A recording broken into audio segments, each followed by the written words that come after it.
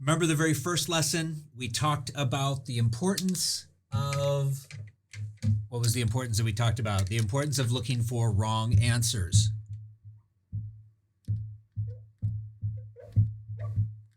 I can't stress to you how important wrong answers are, simply because literally you could throw a dart, have a 75% chance of hitting a wrong answer. If we were in person, I would play a game with you with quarters. In fact, you guys can do it yourselves. Poker chips, whatever. Put a small mark on the back of a poker chip. They all got to be the same. The back of a quarter, dime, I don't care. Something, so 4 similar objects that you can't tell the difference. Put them all down, right? So they're all the same side down. Mix them up and then determine, am I going to look for the one with the mark or the one without the mark? And when you go to pick the one without the mark, you'll see that you routinely get it wrong. But when you decide that you're going to go, okay, I'm going to look for the one with the mark. I'm sorry. I'm going to look the one without the mark. Now, all of a sudden, I grab one and I have a 75% chance of not finding the mark. Now I have a 66% chance. Now I have a 50% chance. And you'd be amazed at just playing that game, how you'll get it down to 50-50, and you weren't even looking at the test. Now, when you look at the test and you don't fall victim to the traps that they set for you, right? Obvious answer, not obvious answer, right? Easy versus hard. All of a sudden, your score just goes up. So again, that's so critical. The reason that we teach the math that we do is that making up your own answer choice or using the answer choice, those two, I mean, that's the SAT's kryptonite, right? That they're giving you information to help beat their problem. And then when they give you variables, you make up your own. So that's the way to do that. Then we covered the long, boring math the more typical of the math that you would see in school. And that's just time going through, refreshing your memory. You've all had math of that degree of difficulty, because all of that math was Algebra 1 and a little bit of geometry and a touch of Algebra 2. And so at this point of your junior year, everyone, I'm guessing, is going to be beyond that in terms of geometry. If you're still not into Algebra 2, those are going to be on the hard problems, and we're not doing those anyway, so don't worry about it. Right? So everyone has their own different deal. You're all focusing on this one aspect. And then that weird geometry problem with the square and the circle inside, and that's just a visual problem. It's called intuitive geometry. And you have to just relax and just let these problems come to you. So now we turn away from math and more into the really fun reading. So as an English teacher, this is the section that I do pretty well with. The math, right? It's always a little uncomfortable because there could be a way that they've done something that makes it a little screwy. But on the reading, if I gave you all day, I gave you 24 hours, every piece of information in the reading test is there. You should be able to find it. You should be able to find the right answer. But why is it that people don't? Well, one, it's a time test. That time is ticking and it forces you to rush and make mistakes. The second, you simply become fatigued. You get to a point where you don't care anymore. And that's when the SAT wins. You can't let the SAT win that way. You have to fight them. You have to stay focused. If you don't stay focused, then you're letting them win. And this is a 3-hour exam. So, try and be as tough as you possibly can and work through this. Periodically, you can do things to help your reading. There are little tricks and techniques that I'm going to cover tonight. But I'm going to be honest with you, out of all of the sections to help improve in the fastest amount of time, the reading is the weakest. And the reason why? There's a lot of text, right? You got to read all that text, then you got to read through the answers. And if you don't do that, it's really hard to come up with an answer. On math, we can fake it. Grammar, we can learn a couple of rules that, right? Both math and grammar are rule-based. This is more of a knowledge base and the ability to read. So let's talk about the best way to help out here. So we're going to go back to, I lose my mouse here. There we go. Let's go back. So we're on to the website that's got the course. Does everyone have that link, hopefully? If not, ask nicely. Maybe someone will put the link in the chat. And we want to go to the SAT Reading Strategies Part 1. All right? So, what is it that you can do on this test? Well, this is essentially reading material that's college level. This is why it's hard. Most high school students are reading at 9th or 10th grade level because that's all they expect you to. And then maybe with the year that you guys have had, where everything's online, maybe that some of that reading ability has slipped a little through rust, lack of use. Maybe some of you are just real bookworms and this whole pandemic and you're an introvert and you got to sit in your room and be alone and read. And this was the greatest year ever, right? Everyone's different. So if that's the case, then maybe this reading section is going to be fantastic for you and it's going to be great. But what we want to make certain that we do is we recognize there's a handful of things that this test is asking us. And one, the most critical thing, is that they're looking for the best answer, not the correct answer. Now, we've talked about this before, that math is looking for the correct answer. Easy. On reading, there is no correct. It's the best. Now, is it the best answer that I think is correct? That you think is correct? Or the College Board thinks is correct? That's it. It doesn't make any difference what I think. It doesn't make any difference what you think.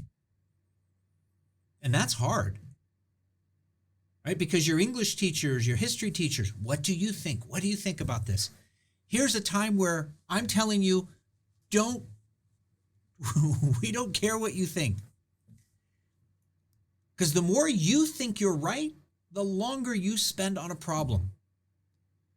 All that matters on the reading test is that you understand what they're looking for and you give it to them.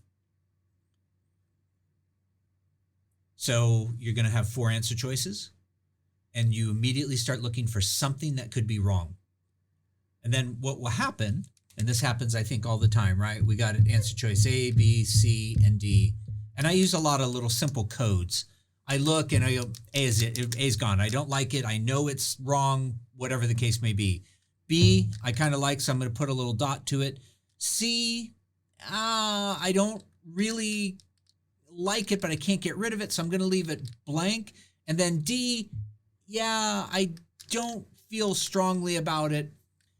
And again, do you need to put the dot?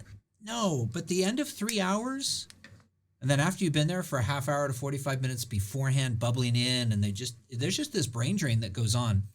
This is how I prevent careless errors. And so I have a very systematic process, and I try when I test, do exactly the same thing each and every time. And by doing that, I prevent so many careless errors. And so this is what we want for you. We want a process. Now, remember, let's suppose B was correct and A was a bad answer choice and D was a bad answer choice and C was an incorrect answer choice. So remember what that is. A bad answer choice is, it could never be right. There's nothing that you could do could ever make that problem be correct. It just was dumb. But sometimes we pick them because we're rushing or we thought we read something. There are a lot of words like however, although, in contrast. So you're going to see words in this passage, and this whole passage is all going one direction, and then all of a sudden they throw in one of these words. What happens? Takes and flips that sentence and reverses the direction. So the whole sentence could be positive. It could all be pro one aspect. And then, however, blah, blah, blah. More often than not, there is an answer that's not necessarily found in the sentence that has however, although in contrast, but that these words will help indicate what the correct answer would be. Might be in the next sentence, might be in the sentence before, right? But somehow, some way, these key words is what I call them. And I should give you a list at some point, but these key words help guide you to what the correct answer would be. So be on the lookout for that. So we're just talking, think like the test maker. Does it make any difference what you think? It's what they think. Couple things to remember. All test questions on this are multiple choice. There is no fill in the blank on this. There is no essay on the SAT anymore that you got to worry about. So you don't have to worry about that. It's pure multiple choice. And when you're dealing with pure multiple choice, you look for different things. There will be some passages that are paired with other passages. There'll be two passages. So what'll happen is that you'll have passage number 1. And there's always this little blurb right before. And then there'll be passage number 2. And let's suppose there's 13 questions, right? So let's suppose that questions 1 through 5 refer to passage number 1. And questions 6 through 9 refer to passage number 2. And then there'll be 10 through 13 that refer to both of them. So the easiest way to manage this is you only get points for answering questions, not reading, by the way. The easiest way to do this is read passage number 1, then answer passage number 1 questions. Then read passage number 2, answer passage 2 number questions, and then whatever time you have left, you go ahead and you do both. Just because questions are referring to both passages doesn't make them harder. That's what sometimes people think, and they go, I'm going to skip those. No, sometimes those are really, really simple. The author's tone in passage 1 was the same as author's tone in passage 2. Oh, no. Guy in passage 2 was a jerk, right? The lady in the first one was so much nicer, or vice versa, or whatever the issue is. So don't discount these questions around 2 passages as being harder. Remember, there's no order of difficulty in critical reading. So the very first question could be impossible. The last question could be easy. And so your job is to hunt for easier questions, right? Easier questions would be what's easy for you. No one cares if it's easy for me or your friend or the person sitting next to you in the test. It's what's easiest for you. There's this little blurb that occurs before. It's very critical that you always read that. And the reason why is it generally sets the tone. I rarely get this from, I get this question more from boys than from girls. Boys will often ask me, can I just read the questions and then answer the problem? And my suggestion is that you do just as I say, read the blurb, don't study it, get an understanding of it, right? It's only a sentence or 2. Then go through, and we're going to talk about this term filtering, what I use when I say the word filtering, what I'm looking for. You're going to filter passage number 1, then you're going to answer passage 1 questions. Questions go in a rough chronological order to the passage. So if passage number 1 starts on line 15, right? That's number 1. Chances are question number 2 is going to be after line 15. Sometimes they'll give you a line reference, sometimes they don't. But that's one way of helping you frame how much time you have to spend on doing something. You don't have to spend all day rereading the whole passage. So the other thing that you want to do is that you want to filter this passage. Like I said, we'll figure out what that means. And then we go back to question number 1 or 2 or 5 or whatever it is that you're working on.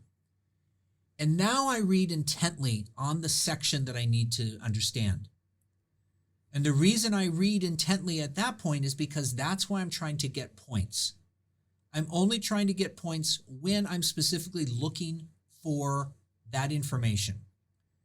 To try and remember everything that you've read during the first pass, the first go through a passage, there's too much information.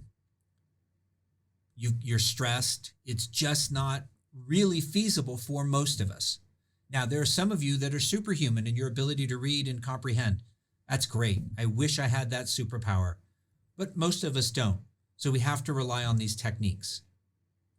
There's also this concept, which I'm incredibly weak at, and it's called working memory. So it's almost embarrassing how bad my working memory is. So I can remember a lot of stuff. So imagine that's like a hard drive. I got a gigantic hard drive and I can remember stuff, particularly if you've wronged me. If I'm mad at you for something, I will remember that till I die. And kids that know me know that DTM.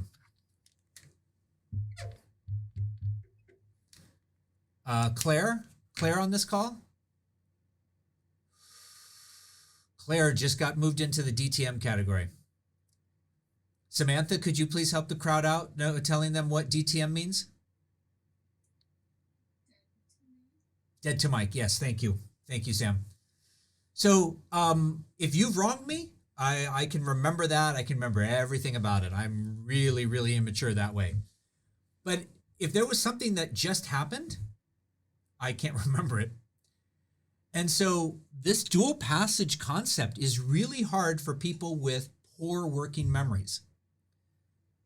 So there are some people that they walk into a room and they can understand everything, right? They can memorize everything, but maybe they're not good at applying things, or maybe they are. I'm really good at applying things and I can study it, but I really struggle with this concept of working memory. So I have to be very careful that the moment I read something, I got to then go work on that problem. Because the moment I'm done, my brain flushes it and I'm off onto the new thing. So it's like having a perfect whiteboard every single time whenever I do something. So if you have that weakness, these questions might be more challenging for you. The questions that refer to both passages, because you have to be able to retain the information from the first passage as well as the information from the second passage and then be able to apply it. And if that's a challenge for you, those questions won't be good ones. Now, there will be some questions that are going to ask you for a conclusion. Hey, what is what is being inferred, or what conclusion can you draw? So there you have to read a bunch of information and then really kind of understand it in order to put it into practice. There'll be others that are just looking for straight information. In line 26 to 30, what did the author mean? Well, you just got to go study that, lines 26 to 30. The mistake that people make, they think that all they need to do is just really start reading at line 26. That's a trap. You really need to read a handful of lines beforehand to develop some sort of contextual understanding. Then you get to what they're looking for. So even though the answer might be found between lines 26 and 30, the understanding of why that's the answer is not found there. You're required to read a little bit before or a little bit after. Generally, if you have a paragraph, what I have found works is that I always make certain that I read the last sentence of the paragraph and then the beginning of the paragraph, and then I can go through, and that more or less gives me a context.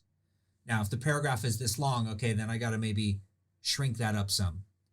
But I have found that works best for me and for most of my students, reading the last sentence of the previous paragraph and the first part of that paragraph helps get me set so that I have a good understanding of what's going on. So working memory, right? That's going to be a challenge for the kids that to answer maybe some of those two passage ones. If you are a detail reader, and there are some kids that are fantastic detail readers, they're going to be able to determine, when the War of 1812 was, right? Because they can skim that information so quickly in that passage and go, yep, there it is, 1812. Then there are others that are not good detail readers, but they're very good at understanding what the whole passage was about. And then, of course, there are those kids that, do well on everything. So that's good for them. You will have these informational graphics, tables, graphs, charts that you're going to see. There is no big time math required. It's going to be very simple and straightforward. Was there a greater increase or a lesser increase? Something like that. And the one aspect that I think most people would say that is the hardest one for them is this is evidence-based reading. So evidence-based reading means that you have to provide the support as to what that answer would be.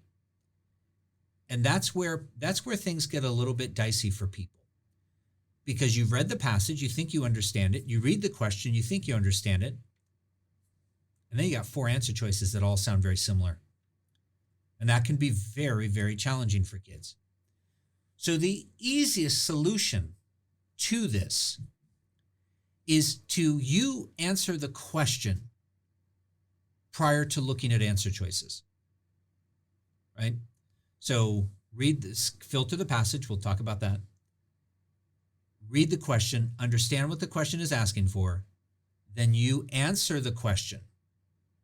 Once you have an idea of what you believe the answer to be, you now go through the answer choices and look for wrong answers that say, nope, that doesn't match. No, that doesn't match. Because your answer that you come up with, probably very unlikely that it's going to be a perfect fit for what the test thought was its correct answer. But by you determining what is the wrong answer, what you think is the right answer, it's now kind of easy to say, oh, no, that doesn't fit. Nope, that one doesn't fit. That one doesn't fit. Yeah, that's probably the best I got. Okay. Let's see. So what you're going to read, no one really cares. You can go through and do this on your own at some point, but it's literature. There'll be something from important documents in history. There might be something about econ or psych, and then there's often science passages. And the science passages are about science, but you don't need to have any previous knowledge of science in order to answer them correctly.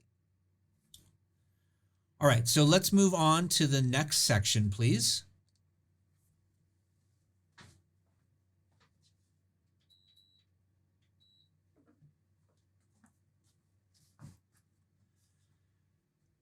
And this student looks like this is what your first day of college will look like when you go and buy all of the books.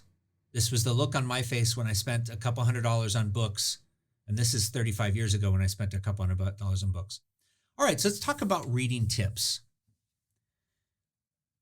So the best reading tip I can give you, and it's a shame that Claire is not here. So Sam, I'm just going to use you, is keep your mouth shut. All right? Because by keeping your mouth shut, you can't subvocalize. So the average 12th grader reads at approximately 250 words per minute with something like 75% comprehension. I've seen 70, I've seen 80, so I just take the average. So we're just going to use that as a round number. That's about 250 words per minute, 75% comprehension. In a novel, there's about 400 words per page. So most kids spend somewhere around just under 2 minutes reading a page per novel.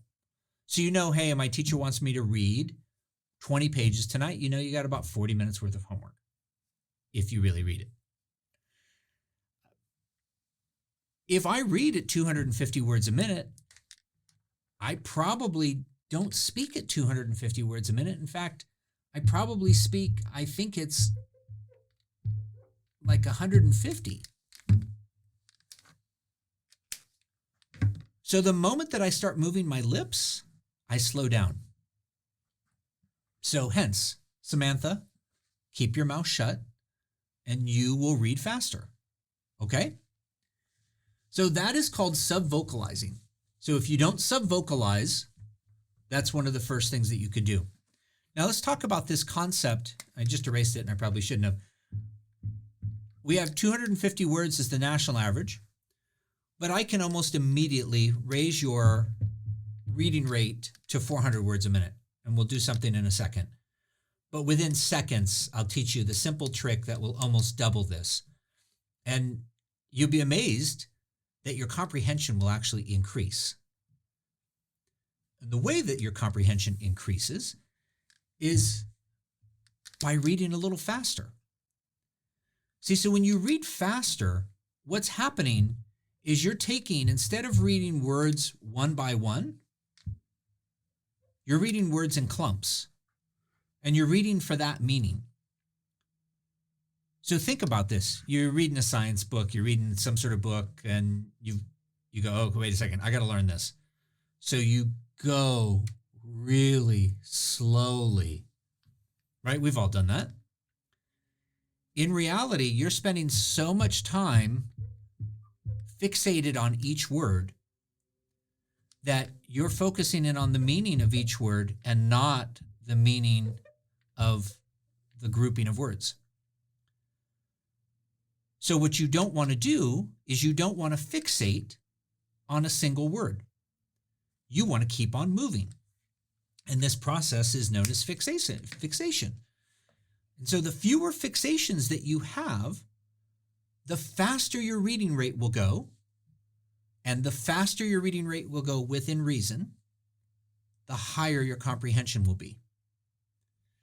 So the easiest thing to do is to take the back of a pencil, right, with your eraser side or your finger. And you put this on the text that you're going to read, and you just slowly move your line, your finger across. Now, what's happened is that you guys have read in this herky-jerky fashion your whole lives, and you have a horrible habit. Because you read, stop, start, go back, stop, start, go back, and you lose this whole grouping of meanings. So now, just taking your finger the eraser side of the pencil and just going straight across, you're going to feel like you're on a treadmill and you can't catch up. Okay, you will. Right? Unless the treadmill's going too fast, you're not going to fall off. You just have to get used to that movement. Now, all of a sudden, when I read, I go like this. And magically, I go from like 250 words a minute because of my fixation to just smoothing that pattern out. I'm at like 350 or 400 within 20 minutes. I didn't teach you to read faster. You were already reading faster. You were just stopping because you have a bad habit. And so this is replacing that bad habit. Now, I don't need to use this anymore because I've trained myself over the years. But you'd be amazed at the power you'll have reading 400 words a minute because you get to read something twice. Your comprehension goes up. I can't tell you how strong of a skill this fixation or avoiding fixation is. So tonight, practice that. Get used to it. You're going to get used to a pace. And then pretty soon, you're going to go, oh, this is really cool. And you're going to go way too fast. Great. You got to know what's too fast. You have to know what's too slow. You're going to find it's called the Goldilocks principle, right? This one's too slow. This one's too fast. Yep, this is just right. I know guys, when no one's around, you're sneaking in and borrowing your sister, your mom's People magazine, Us Weekly. I know you guys are doing that. And that you can read fast. You do whatever, you're not really worried. But science, history, don't be blazing through, right? Get a normal, good pace and then adjust on how that is. So your reading rate will adjust based on the material that you're reading. Okay, let's talk about this concept of filtering. So filtering now, in an effort to help remove fixation, or avoid fixation, maybe is a better term to talk about it. Maybe what we need to do for filtering is we need to recognize that on a page, I have the important word and worthless word, an important word and another worthless word, and blah, blah, blah, right?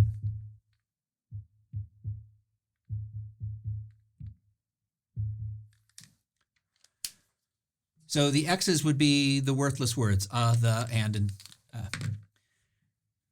Now, we need those in order to ensure that we have this smooth transition of how we read.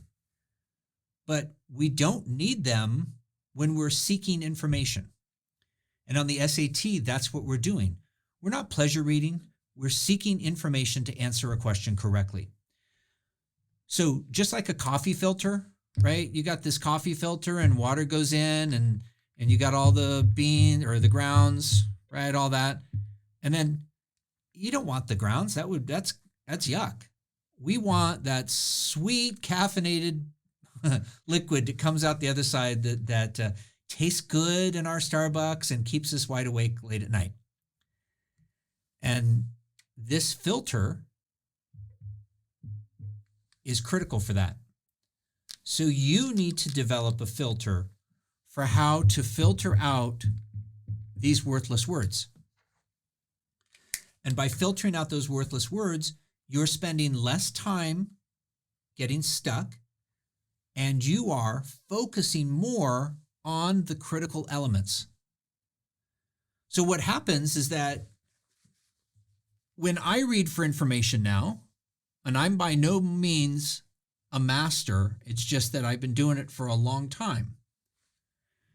Instead of seeing a page that's got all kinds of ink on it, I just trained myself to be able to focus in on the key words.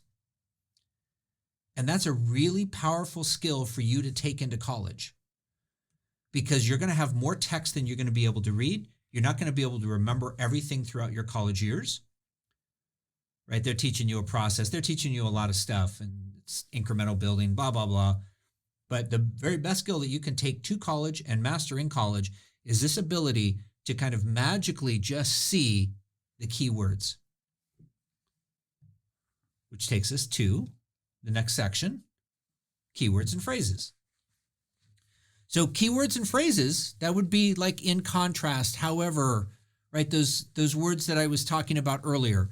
And those keywords are great identifiers on the SAT for you to be able to look and say, I bet you some sort of information is going to be found right around there.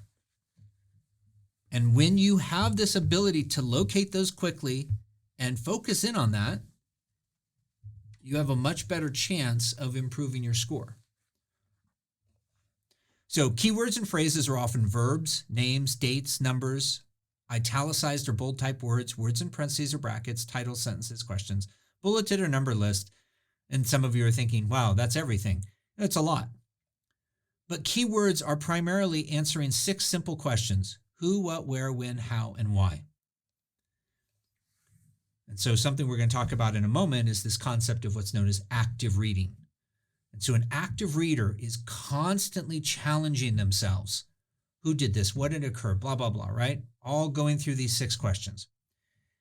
And as you get better at active reading, you know, oh, all right, I see a name, that could be critical. So what I frequently will do when I'm reading is if I see a name, I might underline it. And I see a key word, like, so this would be a name. I underline it. I see a key word. Maybe I circle it. I see a date. Maybe I put little brackets around it. So I have my own little shorthand. So as I'm reading a passage, I'm just quickly marking it up. And what that is doing for me is it's helping me identify not only what the keywords are, but I'm constantly on this hunt for who, what, where, when, how, and why. I see a date and I put little brackets. Okay, I got my when. I see in contrast. All right, I bet you there's going to be something critical around here. This might be a how or a why. I see a name that's going to give me the who. So more or less what you're doing is that you're trying to come up with some sort of shorthand code that answer these, that identifies these questions. So your passage should be pretty well marked up. Now, it doesn't mean that you're marking up everything because we don't need everything. Remember that first pass, we're just going to filter the information, going to get some general idea. And then it's when you go back and you read for information the second time, that's when you do it. Because let's suppose that the information, the question, the very first question starts on line 20, hypothetically.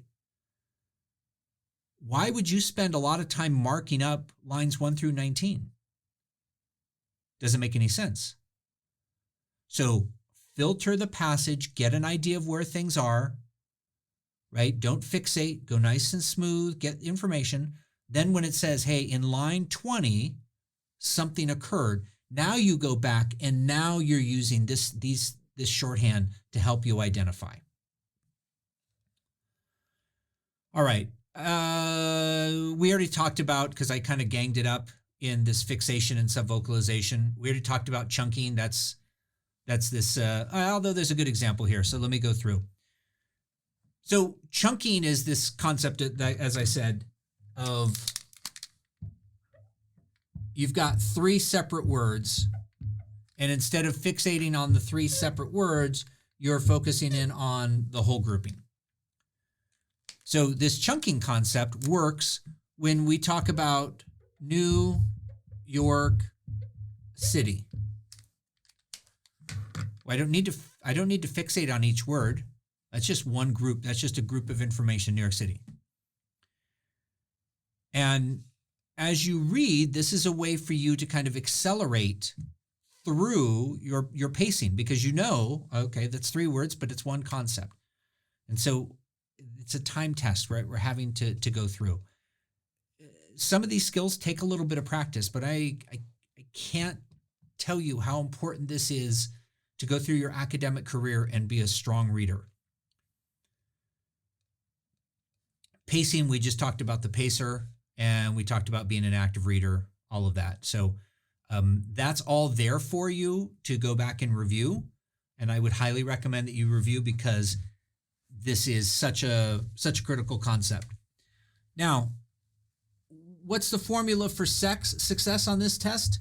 It's very simple. Skim or filter the passage quickly, looking for keywords or phrases. So let me backtrack for a second.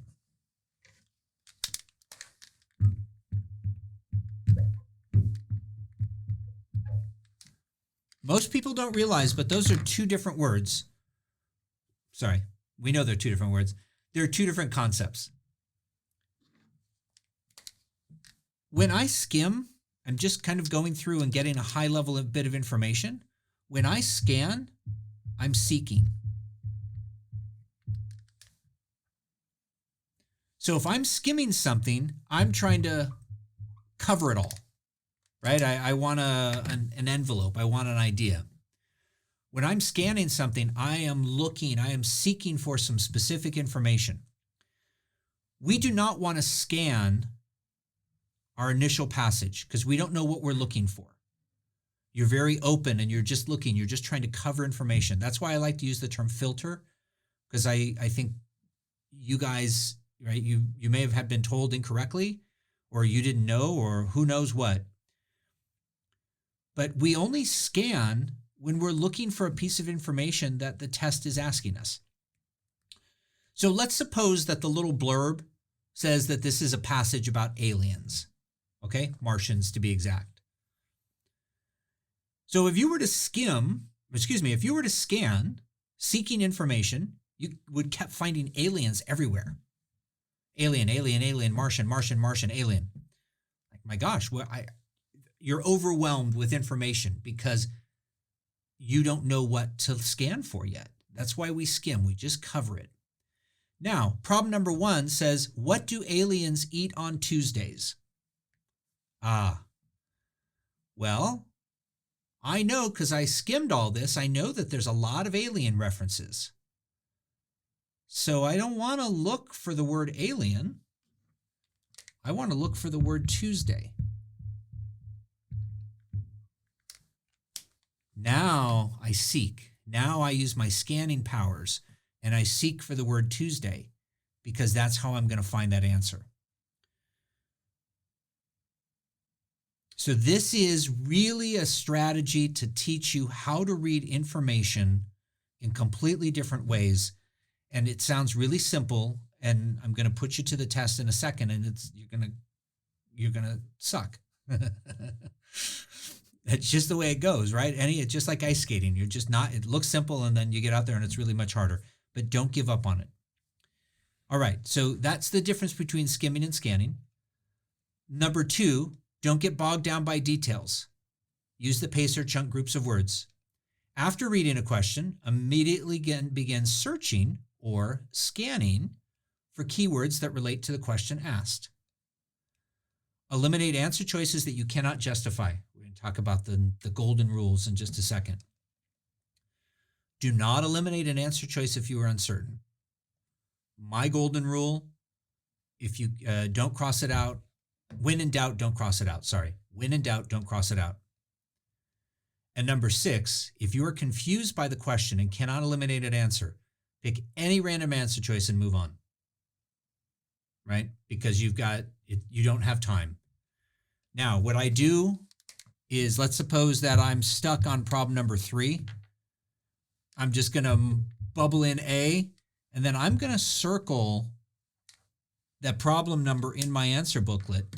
And that's a key that if I have time at the end of the section, I'm going to go back through my answer booklet and I'm going to look for problems that I circled.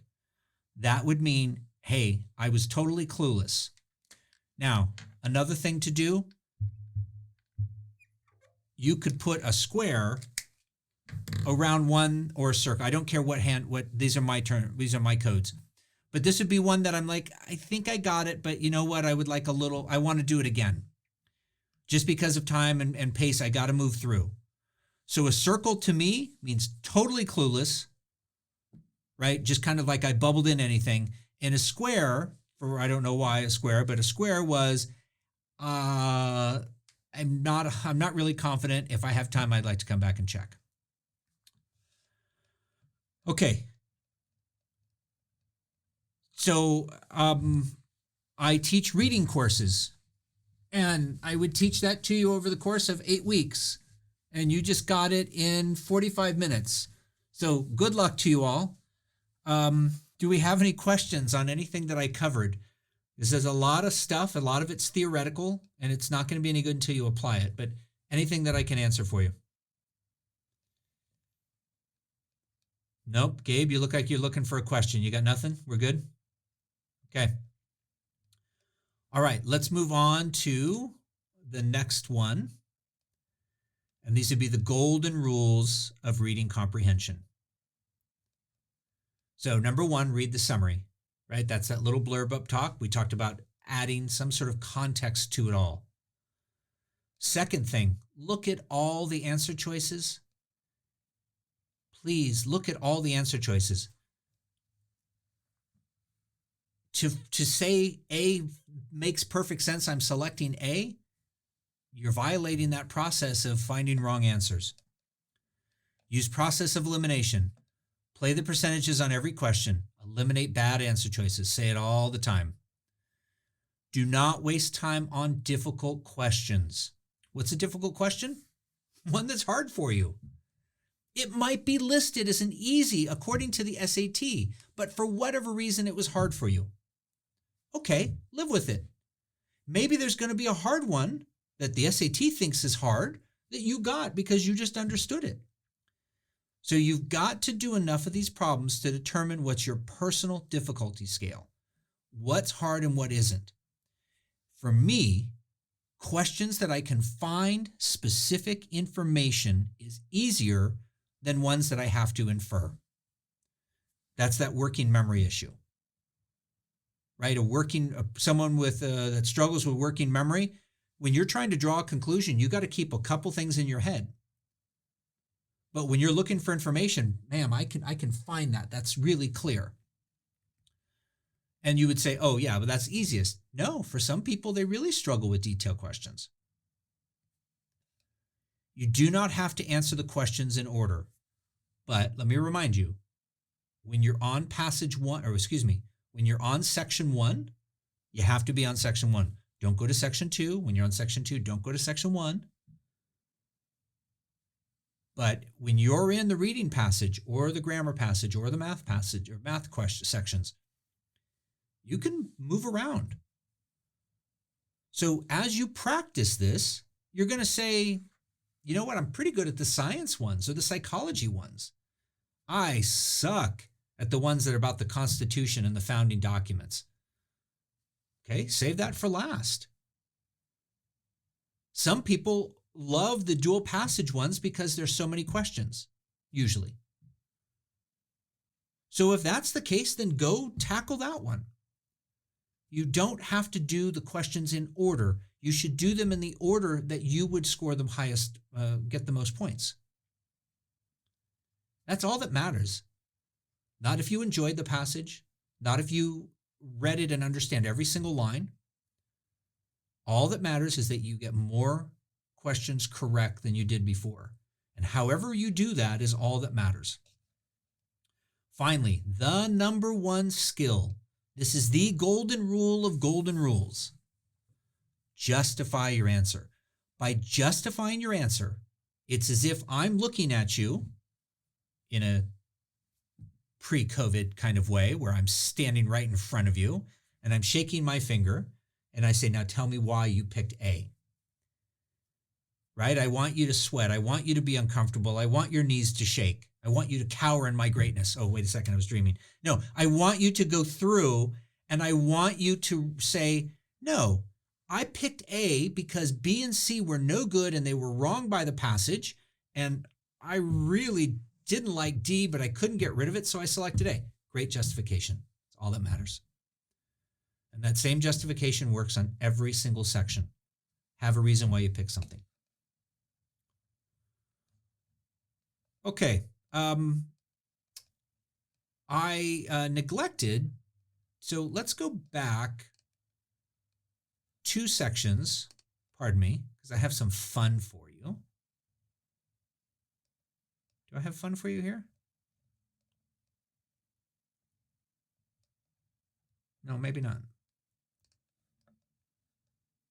Go back to reading tips, the subvocalizing. Ah, there we are. That's the fun we're looking for. All right, so in the download section on where it's got subvocalization and all of that is a pretty short little reading passage. Pretty short. So what I would like you to do is I would like you to download that, and we're going to take a quick run at this.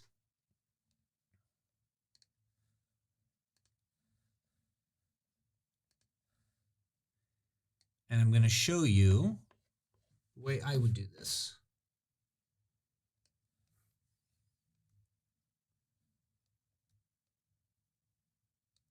All right, so let's take a look. I lost my mouse again. There we are.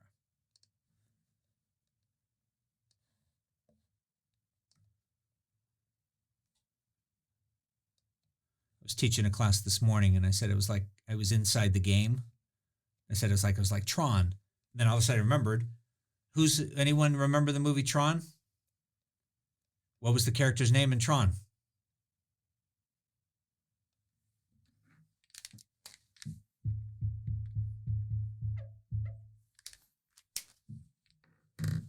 They must have known that I was one day going to be in a dark garage teaching this. Okay, so here's what we're going to do.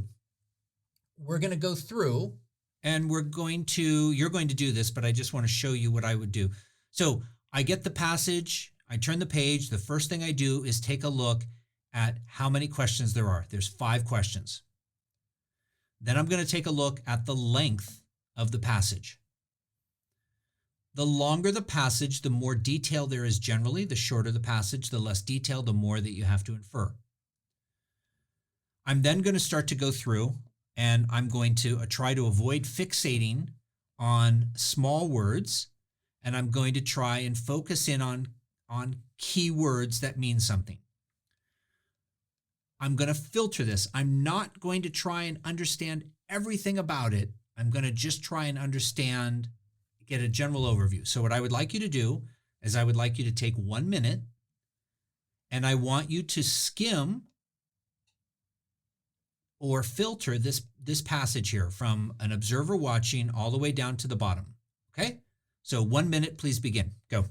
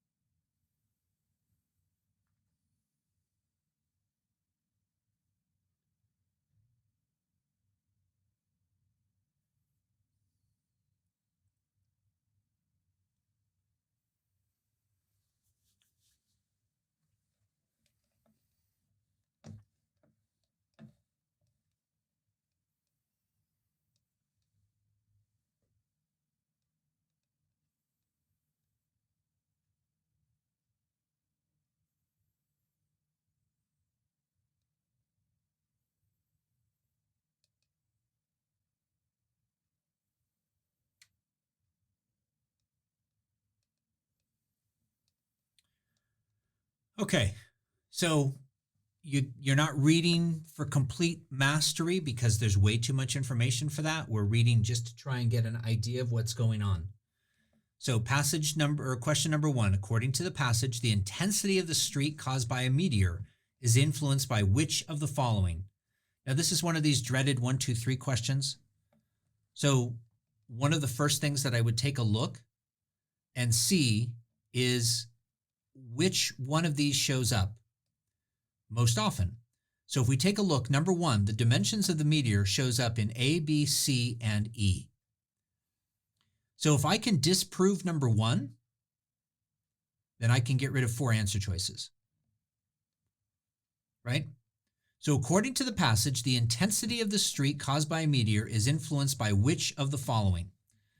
So you guys are going to now scan because we're looking for something that's relating to the intensity. And just because we're in the interest of time, it's down here. Kinetic energy, the meteor is quickly transformed across the sky. Length, duration, and brightness depend on the size, mass, and speed. So, size, mass, and speed. So I make marks. Oops.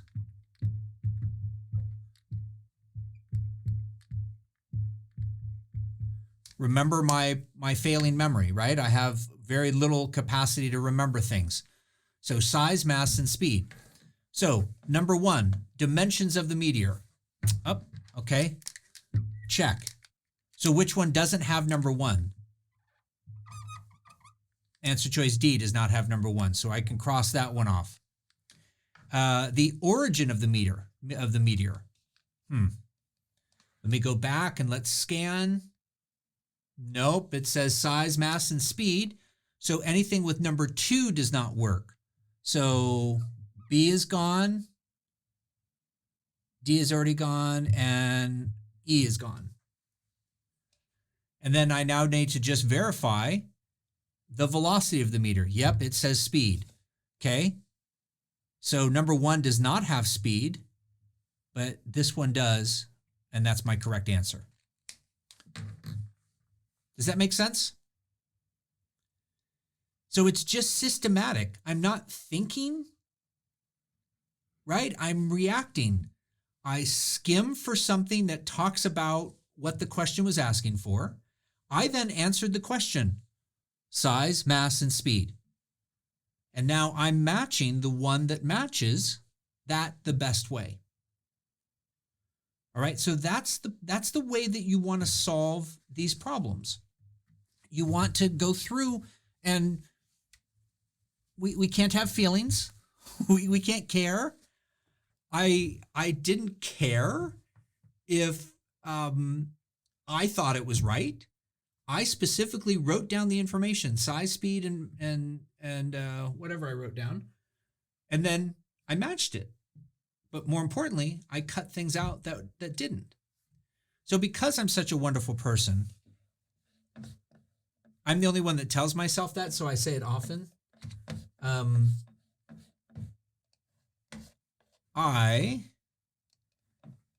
For each one of these passages that I give you my teacher notes. And I tell you where the right answer is going to be, right? And I highlight it for you, and I go through and I got everything marked off, and even number 5 down here, accept. So what I would like you to do as I leave you, it would be fantastic for you to finish this one passage, just so that we can cement what we're talking about. And I want you to go through and practice the pacer and practice trying to chunk information, group it together, and scan for, when you're looking for specific information, you're going to scan it. And then I want you to find the right answer. You come up with what you believe is the right answer, and then look and eliminate to match. Then, because I am such a giving sort of person, on where is it? This is PBR number 1. This is reading tips. Under the golden rules, I have given you 2 more passages.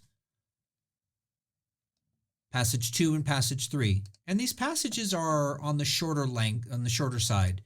And the reason they're on the shorter side, although that one's a little bit longer, but yeah, just because but I mean, they're not like 2 pages, right? They're not hundreds and hundreds of lines. It's something that you should probably get used to doing these 5 questions anywhere between, say, 5 to 7 minutes, right? So you would want to do that. But I also have the solutions that I've got worked out for you. And then, because I'm a total sweetheart, the question types, which we didn't get to, we'll cover right now. Actually, it'll only take a moment. I then have an entire PSAT reading section.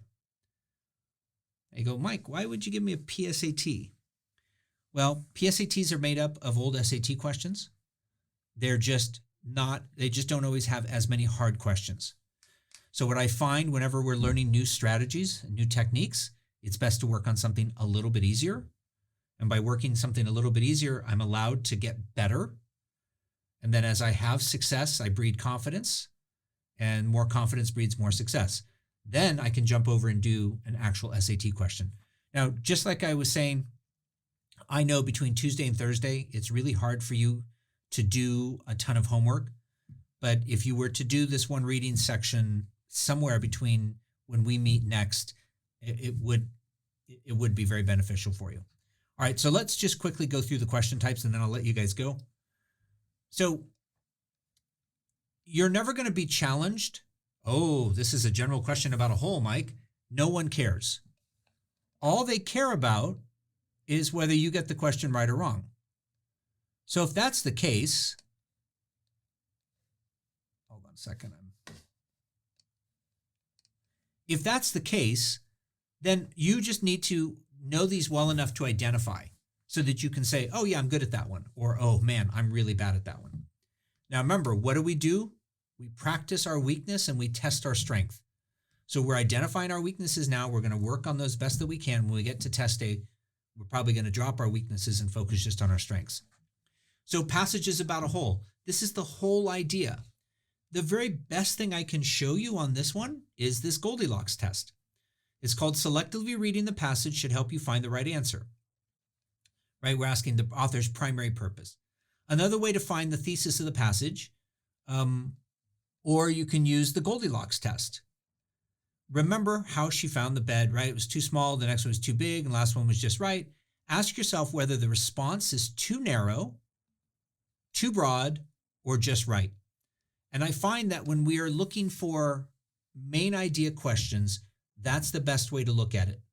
Nope, that one is not specific enough. Nope, that one was too big. This one is just right.